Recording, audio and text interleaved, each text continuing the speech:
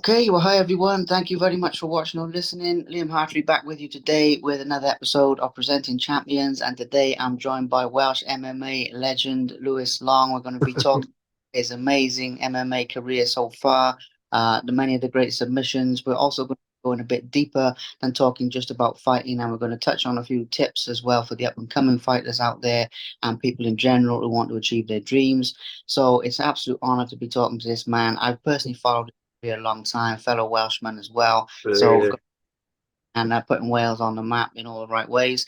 So, mate, thank you very much, first and foremost, just for taking the time out of this to do this today. I mean, I appreciate that, mate. Thank you. Certainly. And so, obviously, I'm just going to kick things off actually with like the present day and the future. You know, you got this big fight coming up with Stevie now. You got this on the PFL. Tell us a little bit about how your preparations are going. You know, how things, how you're feeling in the build up to it, basically. Awesome. I mean, fighting has always been my life, and it makes me feel alive. So it's really given me back that sense of uh, purpose. So I've had a couple of tough weeks in the gym now, and feeling on top form already. So we're just gonna ease off a bit, or ease off the gas a bit now, and then go hard for about 6 to 8 weeks. Then but yeah, as I said, it's what I put on this earth to do is fight. It's yeah, good. Good, good. Yeah, well, it's what you love to do. I know that, and we'll talk more about that now in a minute. But before we do, obviously, you know, you get a lot of support from people in Wales and from other places as well. On the build up to this fight, are you feeling that support and encouragement from your fellow countrymen and women and, you know, people in your community and all that type of stuff? Yeah, it's starting to. I mean, I think you got some countries like Ireland that seem to all the countrymen get behind them. Wales is a step behind that. Yeah, Not so much everybody's involved or follows it as much, but it's a building sport. So over the years, it's the popularity's grown, and so it's like my representation of following. So yeah, slowly getting it, and to be given the call for such a big fight and big card, like it, yeah, really galvanizing me as a person as well. So I think, yeah. Happy days, mate. Happy days. Well, like I said earlier, mate, you know, personally being Welsh myself and everything, I followed your career for a long time. So seeing you sort of going up the levels and everything like that, it's really good to see. And that's not a question. I'm just saying, just me to you, it's really good to see, and it's really yeah, that's it. well, you know. And I'm not blowing smoke or anything like that. I'm just saying it is because Yeah, you've always put the work in, and you know, it's coming back now, which is really good to see. Taking a look back in your career for a moment and things like this. Obviously, you love to fight. You've been doing it a long time. You've been very, very, very busy with all the fights you've had. So do you have some that you're more proud of than the other? Do you have, when you look back on your career, like certain favorite moments, certain favorite fights, the ones you're proud of above the others? I know it's a big question, but it's a cool question as well, you know? yeah. Well, it was my move back to welterweight, because I'm still a small welterweight now, but it was my move back from lightweight to welterweight, and come off the back some 5 or 6 wins then when I moved back up. But I moved up the weight and fought a big scouse. Got dropped twice. Still come back to win. Then they beat Matt Inman, and just I was speaking to like Ian Dean, and he was like, "Oh, are you sure about moving up weight?" So I was like, "Well, I'm either going to have no career at welterweight, or I'm going to die trying to make lightweight." So that was sort of in my head the options I had. I would have probably killed myself making weight. It was stupid. Um, Especially back then, there was no real program to follow. People didn't really know what they were doing.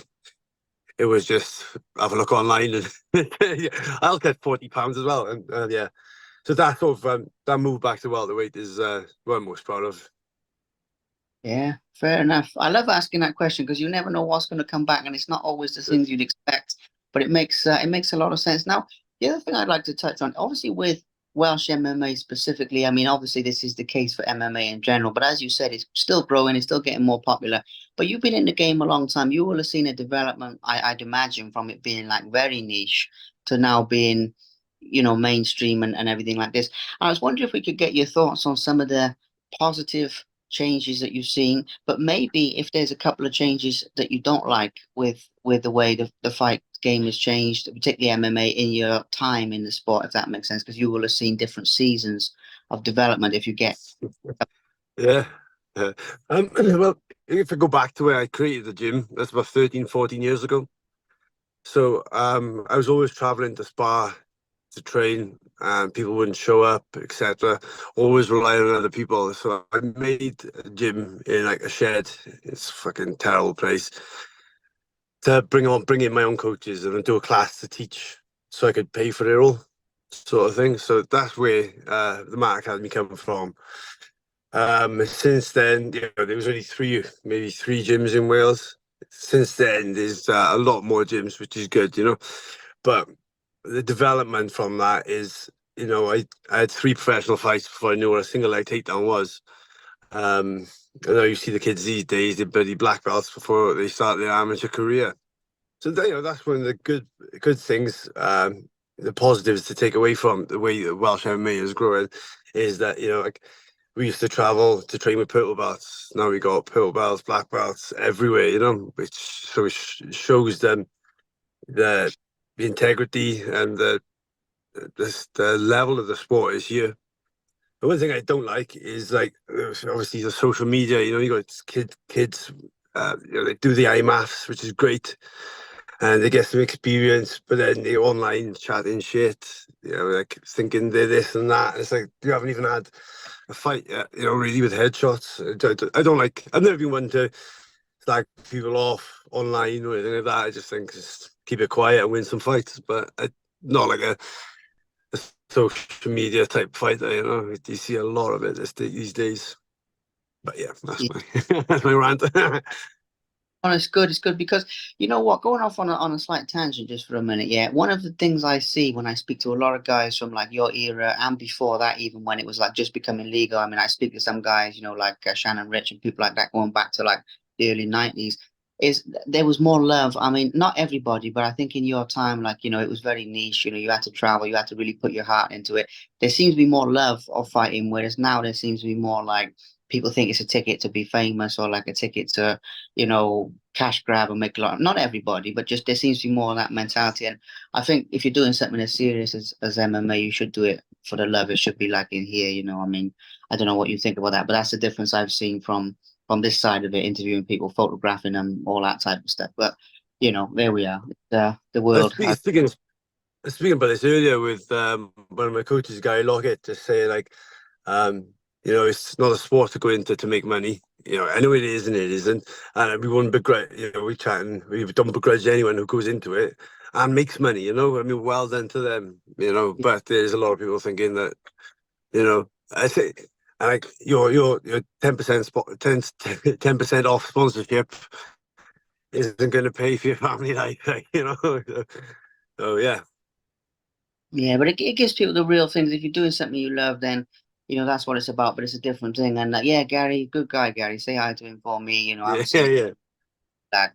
But yeah, anyway, so coming back to you, obviously your impact on, I mean, going back to the positive side of it, your impact on Welsh combat sports in general. How do you feel about the fact that you've probably inspired people to do when it's something they never would have probably been doing in some cases if they hadn't have seen you and other people as well. But you're one of the people who's pushing that forward. If you get what I mean, how do you measure that? How do you feel about inspiring people on that level? I mean, it's great if I have. I think uh, very. I don't say. I don't think of myself in that sort of aspect. I don't take any grandeur from it. I just think, I've done what I've done because I enjoy it. If people take inspiration or anything from it, it helps get into the sport, then I'm all to it. But again, it's such a hard, ruthless sport that But yeah, no, I don't think of myself in any sort of grandeur light. I don't think, yeah, basically. Might be a Yeah, bit strange, but no, I mean humble, being down to earth, humility, and all that. I mean, it's a good thing. We could do it more of that in the world. yeah, Um, yeah.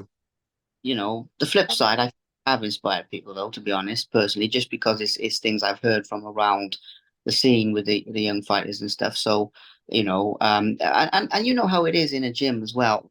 Whether those people go far in MMA or not, it's a magical thing when you see a kid come into the gym, and for example, they're really shy, they're not talking to anybody or whatever, they're training for a few months and they're talking to everybody, and even if they never go far in a competing, I think personally that the discipline and all of this stuff are really, so you have that impact on people. Yeah. But anyway, that's off up on a tangent. So going back to your fights, more directly and everything. I mean, people always want to know about the toughest fights. So it's a very fan-friendly question. Just to give that a little bit of context, obviously the toughest fight is not always like the hardest hitter or kicker or Yeah. whatever. I mean, a lot of times it's, people have got things going on outside the cage. They have to focus through that to win, and it can mean different things to different people. But when you look back on some of your toughest challenges, what were maybe a couple of those, or the ones that stand out in your mind now? Well, there was one fight where I really shouldn't have fought, but I had to do it for myself to prove I could still do it. And that was, I come off, moved back to welterweight, come off a good win spree. I got hospitalised with a bone infection because I had a cortisone injection to take away the inflammation in my groin, but I introduced a staph infection into the bone. So I ended up having 3 months in hospital, but I got out. I still had like a pick line in my arm into my heart for daily intravenous antibiotics. But I signed to fight 8 weeks after I got out of hospital, something like that. And I was on loads of antibiotics. Everything couldn't spark because of the pick line. Just I shouldn't have done it, but I had such belief in myself that this was meant to be. I could do it. That I managed to get through it. But remember sitting there with the doctor, and he's like, "Oh, so any medication you're on?" I was like, "Yeah, 400 micrograms of flucloxetine, rifampicin." He's like, "You what?" He's like, "What? Why are you here?" I was like, "I gotta do it, mate. I gotta do it." But they passed me on the day of the fight and gassed my bollocks off third round and lost. But you know, I was it was so hard, and so I'm so proud of myself for getting over that illness and injury, um, regardless of the results. So, Yeah. Well, I mean, this is the thing. Going back to what I was saying earlier. I mean, a lot of this is about what's in here, and like with the lessons you've learned about yourself. I mean, I love that. I think that's a really good lesson for people in life as well. People listening to this. You want to do something. It's got to be something you love. Now, you've had some really good finishes as well. I mean, I know that fight didn't go your way, but obviously some of the fights where you have finished people. Particularly, I'm focusing more on the submissions and all that now. yeah, What's your yeah. best one out of being such a submission specialist? Is there one? Is there more than one that stand out to you with that things? I think the one out in Abu Dhabi Warriors where I fought Yoshihiko Katahira. Yeah, all that. Yeah, yeah, Because obviously just traveled such a long way. I think it was my third fight back at welterweight. Kind of in the unknown in the Middle East. Um, yeah, we just managed to get on his back in 40 seconds and tap him out. And I was just like, fuck, I'm actually pretty good. Like, just that sort of realization to myself. I'm not just Jim. You know what I mean. Like I'm part of a bigger scheme of things. Not just yeah, if that makes sense. Not being like about it, but it just made me realize that I could, you know, actually do something with it. And the payday was good for back then, as well. So I was like, happy days. I love it. Yes. I love it, man. Yeah, brilliant. I mean, like you said earlier, testing yourself and everything. I love it. It's brilliant. So actually that's a good point. Actually, with Abu Dhabi and with traveling, I think this is something cool for the young fighters. I not why you do it, but places where fighting has taken you, yeah, that you never would have gone if you weren't a fighter. If you get what I mean, I think that's a cool one to tap Yes. on. He would be one of those. What are some other ones that stand out to you in that kind of way?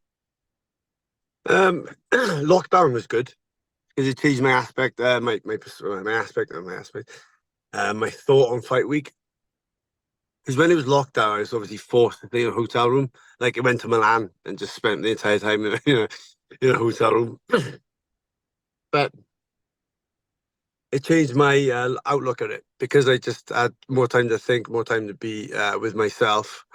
and I didn't have to deal with any media, or you know what I mean. I didn't have to deal with any fans, people asking for tickets, anything like that. I didn't have to deal with.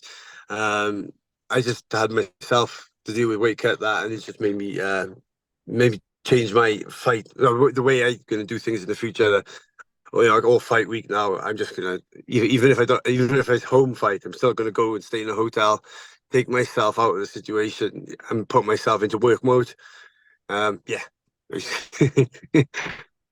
Yeah, okay. I like that. I like that because, yeah, I mean, well, lockdown, I mean, it's not a very popular opinion, but I remember lockdown actually being quite a cool time because I had a lot of time to reflect and it changed the direction of my life in a positive way. And it was part of what allowed, even what I'm doing now, being out here in Cyprus and stuff, it changed the trajectory of a lot of things. And, yeah, I mean, I know a lot of people lost their lives, so I'm not being disrespectful of that, but I'm just saying how you took a Yeah. positive, you took something good from it. I think quite a few people did, and that's a cool answer, man. I like it. Yeah. Fight week. Fight week is a good point, though. I got to mention there because people focus on the physical side of like MMA and obviously how skilled it is in the different disciplines, but you've got to have a strong mind as well to do what you do, I would say. And I'm curious on like the mental aspect, how you handle feeling like any pressure or any nerves. I mean, I know you've been doing it a long time, but you know what I mean. It's like when you're going out there in front of big crowds and things like that, you have to have a special type of mindset to handle that. And basically, what are some of the ways that you do handle it? I know you love it, but how you handle the pressure side in that sense on the Yeah. build. I got I I don't well few ways. Like I went into yoga quite heavily. I went into the pranayama aspect as well. So you got the movement asana and then the breath work pranayama, which are two of the limbs of yoga. So I do a lot of breath work. Like you see Hicks and Gracie, and I do that. That's exactly what I do as well. But I went to that for different reasons. But before I knew who Hicks and Gracie was, but whatever, whatever his name is. But so fight week I do a lot of pranayama and breath work, and the crowds never bothered me. I've always looked at it more of a case of there's only one person that bothers me there, and that's the other guy trying to kill me. So I try and just focus on that, think about my training, don't get distracted by because you're all in a hotel room, hotel together, so you'll be seeing each other, people will be asking you questions. I just like stay out of the way, make the promoters life easy. So if they tell you to be there on time, I'll be there on time, sort of thing. Make sure I'm on weight. Just do it. Just run it as professional as I can. Um, I just focus on the goal, really. Yeah, absolutely. It's good though. I mean, it's good to touch on it because it's something that people don't see from, the mental aspect. And yeah, man, the yoga, I'm glad we brought that up actually because I saw on your Instagram that it does say about that, about like MMA fight and or whatever it says, and yogi. And I remember seeing that, and that's cool. I mean, I love breathworks myself. I do a lot with breathworks actually as well. So that's interesting. That's how that's come up. Um, yeah, okay. But has that helped you in other areas of your life outside fighting as well, would you say? Like in like with your family or your training or other types of things, if you don't mind me asking? Yeah, well, I looked to yoga to start with because I kind of wanted to get into breath work. I think I was going through a bit of a mental breakdown. So I was looking to something else outside the gym that'll also keep me fit for the gym, because it's so easy to go off path. But lucky enough, I went to hot pot yoga. I met a man called Aaron Cousins, who's like my coach, and I've been studying under since then. Who seems to be a real embodiment of yoga and like seems to know. He studied it well. He knows the ins and outs of all the breath. Well, everything. He's been passionate about it his entire life. So I really take a lot of pleasure learning from him. But I try and push it to the fighters. So we do yoga most days at the gym, and some of the fighters getting into it now. But everyone looks at stretching once they're injured, or looks at rehab once they're injured, but not never preventative stuff. But again, it's one of those things that helps, your breath work, and it helps slow the mind down. I find it helps me reorganize my thoughts, which, I come from ADHD and stuff like that, a bit scatty, and being punched in the head isn't fucking good for you, like. So it helps me, as I said, settle myself down, reorganize my thoughts, and yeah. Thank you, Uh, yoga. with you on that 100%, man, 100%.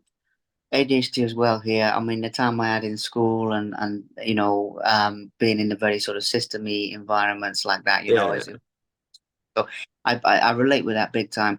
And yeah, man, the breathworks. I mean, it's a really really cool philosophy, a really cool way of life. If you don't mind me asking, I'm not asking this to probe into your life, but just for people listening to this because it'll be a benefit for them. Obviously, with your mental health, I mean that obviously helped to settle that down, and it helped to sort of bring you each day. It helps to bring you into a more sort of centered space. Can you share some advice on how other people can do that if they're struggling, if they think it's something that might be able to help them? Because there's not enough awareness of this sort of thing, I don't think personally no, in the UK. You know. yeah. Because they put me on like 200 micrograms of sertraline, and that ruined me. And so I was always conscious I wanted to come off that because it just fucking yeah, it just couldn't I didn't couldn't couldn't come off it. If I'm honest, it just sort of wrecked my body, wrecked my head. So I was trying to come off of that. Um, and I said I just needed something different because I think if you don't train at all, then the best thing you can do is start a bit of physical therapy. A bit of training. That's always going to help your mindset. But for me, I just needed something that would take me out of my gym and sort of be, yeah. Just the best thing to do is try to find something to do. Try to find a passion, and that's the thing. These people don't know what they want to do, but that's fine. I find a lot of young people they don't know what to do, but and they don't understand that. That's fine. Just go try new things. It's the perfect time to try new things and experiment with what your life might want to look like. That makes sense. That's really good advice, man. That's really good advice. I mean, to be honest with you, that's a big part of why I do these podcasts. Is to get into these deeper issues. If it was just sort of talking about like just talking about the fights and stuff, I would have got bored. A long time ago. Yeah, But the fact I'm going is because I'm trying to share like these types of lessons with people. And sort of show people yeah, what's and that's it really. I mean, it's just taking wisdom from people who've got wisdom in different areas and people who've been through different things and learned from it and then putting that out there and everything. So it's a really good really really good topic. And I'm glad you mentioned that, by the way, because it's quite personal, so sort of respect for yeah, mentioning yeah, that. It's not an easy thing to put out there. So but then again, when we're doing this talk now, say when I put this out there and everything, and I'll send it to you to share as well. If this sort of thing reaches just like one or two more people who try something different, or maybe they try the breathworks thing, or they realize there's another option, then I think we've done our work as well. I mean, it's not yeah, just definitely. about M&M. Like and it's a case of as well. It's speaking to people. Some people are very lonely and shut out, but it's a case of getting there, speaking to someone. Like I've went to counselling, didn't help, but then I've always spoken to Gary Lockett, and he's always talked very good sense and wisdom to me. He's always helped me through. Like, to be honest, grumpy bastard that he is. Nah, he's not. He's lovely. No, man, he is good. I mean, I tell you something. There's a lot of great coaches in Wales. I mean, I know them all, but I've got to say with Gary, he really is a mentor in a true sense of the word to Yeah, a lot of guys in there, and I've seen that, and I've seen him advising them on life, on business and like money management and like all different types of topics that you don't usually hear from a boxing coach, and I've got all the respect in the world. And I think yeah, putting Gary in a little box of like just being a boxing coach is way too little. I mean, there's so many other things that he covers. Well, I mean, the same as you, really. I mean, you can't look at you just as an MMA fighter. I mean, you've got a lot of other different sides and different facets and everything. But no, I appreciate the mental health thing, man. I mean, it's really good. And I've worked with people in the past like Tyson Fury and Frank Bruno and those big names who speak about this as well. But when you hear about like the courage that it takes to come out of it, anybody or any level, because as men, we have pride. I mean, pride is a big killer, isn't it? I don't need help, yeah, but I'm gonna yeah. myself. I'm gonna fix it myself, and that just doesn't work. So I'm gonna second that. Our audience, guys, if you're struggling, speak to people, speak to someone you trust. It's really, No, really. I don't, Um, Cut out a bit there. Oh yeah, I'm still with you. Can you still hear me? I can still hear you. Yeah, yeah, you cut out a bit there. That's all. Oh yeah, yeah. It probably froze up. It's There we go. Anyway, no, I was just saying it's a really good topic, and like I say, the pride and everything, speaking to people, reaching out to people is a really important thing. So I'm just really glad that we mentioned that. That's all I was saying. Yeah, good. Good. All right. So last couple of things, and then we'll wrap this up shortly. But the last couple of things, you recently competed in. Have seen a fairly recent grappling contest as well, with grappling only, submissions. Are you planning to do more of those sorts of competitions as well as MMA? Maybe you do already. I don't know as much about that side, or was that more of like a one-off type of thing? No, I've always I used to compete all the time, but the problem is once money got involved, it's I can't risk getting my knee torn off um, for a little for a jiu-jitsu comp or for a match. If I blow my knee out, then that's food off my family's table. So that's the issue with it. Late last year, I had a couple of grappling matches, but I went back to top British level with being out of that circuit for a while. So I didn't do particularly good, but each match I had, I could see it was definite benefits. Yeah, I was definitely getting better each match I had. So I was hoping to get back at it this year, but now I'm obviously got a big fight now, so all steam ahead to that. Yeah, absolutely. And I know you want to take it one fight at a time as well. So at the moment you were locked in, focused on Stevie 100%. But if we look past that, I mean, I don't know how far ahead you sort of plan things, but where would you want to go if you map your career for a little bit further forward, maybe a year, 2 years, or something like this? How far ahead do Yeah. you plan things personally? As you said, one fight at a time, but the PFL have said unofficially I could be on the December card in Lyon, and they've sent me the contract for the European tournament next year. So we're talking 5 fights now. So yeah, can't get enough of me. Yeah, absolutely amazing. I mean, but like I said before, mate, it's well deserved, and I hope you know that I really do mean that, and I wouldn't say that to anybody. I mean, you've been doing this a Yeah, long time, and obviously what we were talking about earlier, where you're kind of like a pioneer or whatever. I mean, it's really cool. So, getting into to that level now, just genuine respect for that. I know you don't do this for social media. I know that you're not that type of guy we were talking earlier, but there are a lot of people out there who want to plug into your journey and things, not only for the fighting, but some of the stuff I think you put out there with the breathworks and things. What's the best place for them to follow you? Would you say Instagram, like if people want to reach out and get in touch and stuff? yeah. Instagram is probably the main one I use. So yeah, you know, follow me if you want. I post a lot of music as well, so that's what you should follow me for. Big music lover, so you can get to hear some uh, random taste of music that I have. Yeah, absolutely. Yeah, music's good. Music good for the soul as well, and good for self-expression. I mean, it makes the world go round, I think, music. And also what you were saying earlier with the mental health side, I know it can be really helpful with that as well. So I mean, good creativity. Yeah, I love it. Absolutely love it. Like I can't Any express myself with words. Like I'm not, not the best as you can probably tell. But like with music, I can feel like I can express myself properly. Like, and same with fighting. It's all an art form. Well, Yeah, yeah, bit I gay love. No, then. no, true. It's true. I'm with you on that. And I know the final thing I just want to touch on, what we're talking earlier about the young people out there. Not only with MMA, I mean, that's the main thing, but also with life in general. You've said a couple of things about like finding out what you're good at, finding out what you enjoy doing. You've given a few little bits of life advice on the course of this call.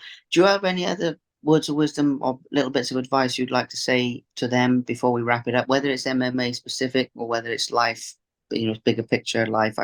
I don't mind, but you've had a few pearls of wisdom, mate. So I'm sorry to put you on the spot. Anything But else? I think for young fighters, it's important for them to get into obviously a good gym with other good fighters and listen to your coach because if you don't listen to the coach, it goes wrong. And with MMA gyms, generally all the coaches are doing it for the love. You know, I spend nearly every weekend away from my family. I get nothing back for it. And then to have people tell me this and tell me that, you know, it's like, no, I'm only doing it for you. Not having to go to anyone in particular. It's just a case of, you know, get a coach you trust and listen to him and have a good working relationship there. Yeah. Yeah. Other than that, do some jiu-jitsu, do some yoga, start to get better at stuff, you know, make yourself feel good. Absolutely, yeah, absolutely. I mean, it's a wonderful message what you said earlier, trying different things, and even everything we've said about the breathing. You know, just again, it's not about the breathing, but the self awareness and the calm and the things you realize about yourself from it, the things you realize about yourself from testing yourself in different things, like you said earlier. I mean, there's some really good lessons, and I mean. Like I said, that's why I do these, man. I know I'm not saying that anybody's perfect. You know, you're not perfect. I'm not perfect. I'm not saying that. Nobody's Yeah. Yeah. I'm not, nobody is, there's no such thing. But at the same time, you know, you've been through a lot of things in your life and you've learned a lot of stuff. And I think that sharing that is really valuable, more than, you know, what you think it is. So I hope with this, because it has the power to like reach far and wide, not Yeah. only in other places as well, then, you know, a little bit of that wisdom will sort of trickle down and reach people's lives. But Yeah. like I said at the beginning, mate, thank you again so much for your time. And thank you for being an open book as well, because obviously, like I was saying earlier, you've shared some personal Yeah. stuff, man. Not an easy thing, and it's you know, it takes as much courage to do that as it does to like get in a cage sometimes. I mean, you know, Yeah. fighting men is one thing, fighting what's up here as well, and then overcoming it and stuff. Yeah. Absolute massive respect. So, I just want to do a quick photo of us talking before I go, because I'm going to post it and just say that the interview is soon and stuff. So 2 seconds with that. There we go. But yeah, you enjoy the rest of your day, mate, and I'll send this to you when it's out as well. If you could reshare it as well, I'd be super Awesome. grateful with that. And yeah, you know, I'll be cheering for you in your next fight and Thank everything. I've done you honestly, very much. I have done because I've been around, you know, with more with boxing and MMA, you know, to be honest, in Wales. But I've always Yeah. followed your career as well, so that will just continue, and we'll go from there, mate. But yeah, you enjoy the rest of your day. Best wishes to your family, and we'll speak soon. Yourself. It Look started out. raining as well. So cheers, Yeah. dear boy. Cheers. Look after Thank you, yourself, man. mate. Thank you. Take care. Shut Cheers. ta